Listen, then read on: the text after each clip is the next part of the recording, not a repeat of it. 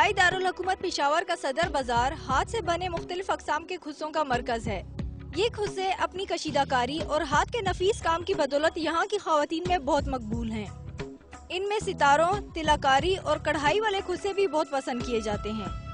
Fashion में fancy variety में तो अप डाउन होता है, लेकिन खुस्से जो है ना, ये खुस्सा ये बहुत पुरानी मतलब रवायत है हमारी, और ये सब ये ट्रेडिशनल चीज़ें होती हैं जो पाकिस्तानी और बाहर के फॉरेनर जो हैं ये इसको बहुत ज़्यादा पसंद करते हैं।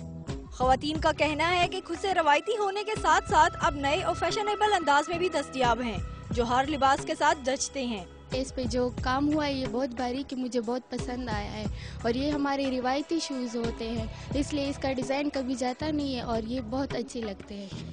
मकामी खुस्से तो अपनी जगह मुल्तान, बहावलपुर और अब तो चाइना के खुस्से भी मार्केटों की जीनत बन रहे हैं।